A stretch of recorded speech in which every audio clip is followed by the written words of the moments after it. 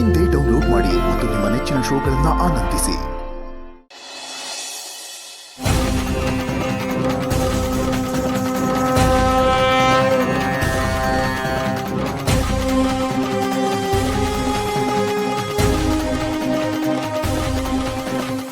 ಚಿರು, ಯಾರಿಗೆ ಫೋನ್ ಮಾಡ್ತಾ ಇದೆಯಾ?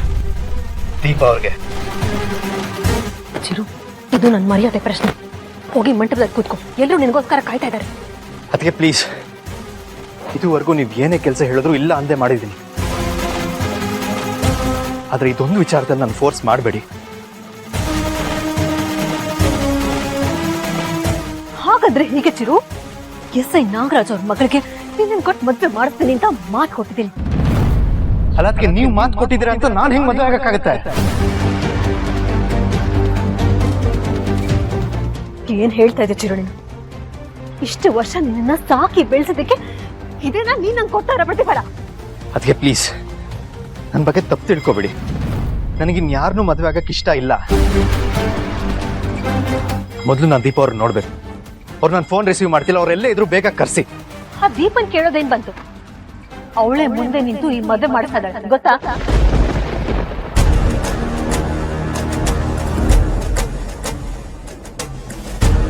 ಅದಕ್ಕೆ ಏನ್ ಹೇಳ್ತಾ ಇದ್ದೀರಾ? ಹೌದು, ಬೇಕಿದ್ರೆ ಇವ್ರನ್ನ ಕೇಳಿ. ಹೌದಪ್ಪ ಚಿರು, ದೀಪ ನಿನ್ಗೆ ಯಾವ ಆಂಗಲ್ ಅಲ್ಲೂ ಸೂಟ್ ಆಗಲ್ಲ ಅಂತ ಅರ್ಥ ಆಗೋ ತರ ಸೌಂದರ್ಯ ಹೇಳಿದಾಳೆ. ಅವಳೇ ತಾನೇ ಮುಂದೆ ನಿಂತು ನಾನ್ ಚಿರು ಅವ್ರಿಗೆ ಮದ್ವೆ ಮಾಡಿಸ್ತೀನಿ ಅಂತಾನು ಹೇಳಿದಾಳೆ.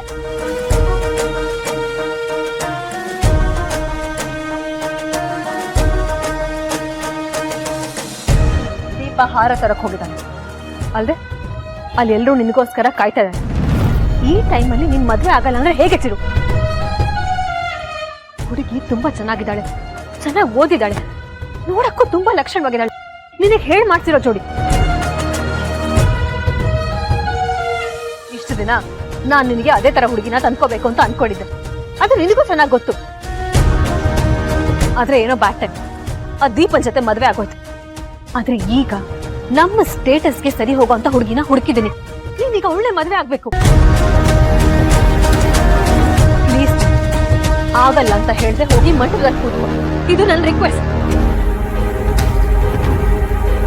ನಿನ್ ತಾಯಿ ಸ್ಥಾನದಲ್ಲಿರೋ ಸೌಂದರ್ಯ ಇಷ್ಟು ರಿಕ್ವೆಸ್ಟ್ ಮಾಡ್ಕೋತಿದ್ರು, ನಿನ್ ಮನ್ಸೇ ಕರಗ್ತಿಲ್ವಲ್ಲ ಚಿರು?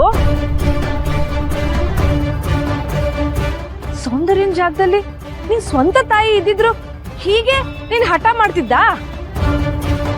ನಿನ್ ತಾಯಿ ಮಾತು ಕೇಳ್ತಿದ್ದೋ ಇಲ್ವೋ? ಚಿಕ್ಕಮ್ಮ ಪ್ಲೀಸ್, ನನಗೆ ಅದಕ್ಕೆ ಬೇರೆ ಅಲ್ಲ, ತಾಯಿ ಬೇರೆ ಅಲ್ಲ. ನನ್ನ ತಾಯಿ ಸ್ಥಾನನ ಅದಕ್ಕೆ ತುಂಬಿದ್ದಾರೆ. ನಾನು ಅದಕ್ಕೆ ತಾಯಿಗಿಂತನೂ ಹೆಚ್ಚಿನ ಪ್ರೀತಿ ಕೊಟ್ಟಿದ್ದಾರೆ. ಅದನ್ನ ನಾನು ಸಾಯೋವರೆಗೂ ಮರೆಯಲ್ಲ. ಬರೀ ಬಾಯಿ ಮಾತಲ್ಲಿ ಸೌಂದರ್ಯ ನನ್ ತಾಯಿ ತರ ಅಂತ ಹೇಳೋದಲ್ಲ. ಅವಳು ಹೇಳೋ ಮಾತನ್ನು ಸ್ವಲ್ಪ ಮಗನಾಗಿ ಕೇಳ್ಬೇಕು. ನಿನ್ಗೋಸ್ಕರ ಸೌಂದರ್ಯ ತನ್ನ ತಾಯಿ ಆಗದೆ ತಾಯಿ ತನನ ತ್ಯಾಗ ಮಾಡಿದಾಳೆ. ಅವಳಿಗೋಸ್ಕರ ನೀನ್ ಇಷ್ಟು ಮಾಡಲ್ವಾ? ಚಿಕ್ಕಮ್ಮ ಏನೇನೋ ಮಾತಾಡಿ ನನ್ನ ಅದಕ್ಕೆ ಸಂಬಂಧನ ಹಾಳು ಮಾಡಕ್ ಬರಬೇಡಿ. ನಾನೇನು ಅಂತ ಅದಕ್ಕೆ ಚೆನ್ನಾಗಿ ಗೊತ್ತು. ಅದಕ್ಕೆ ಹೇಳಿದ್ರೆ ಬೇಕಾದ್ರೆ ಇದೇ ಜಾಗದಲ್ಲಿ ನನ್ನ ಪ್ರಾಣ ಬೇಕಾದ್ರೂ ಕೊಡ್ತೀನಿ. ಆದ್ರೆ ಇನ್ನೊಂದು ಮದುವೆ ಆಗು ಅಂದ್ರೆ ಮಾತ್ರ ವಿಷಯ ನನಗೆ ಡೈಜೆಸ್ಟ್ ಮಾಡ್ಕೊಳಕ್ಕಾಗ್ತಲ್ಲ. ಪ್ಲೀಸ್, ಈ ವಿಷಯದಲ್ಲಿ ನನ್ನ ಫೋರ್ಸ್ ಮಾಡಕ್ ಹೋಗ್ಬೇಡಿ.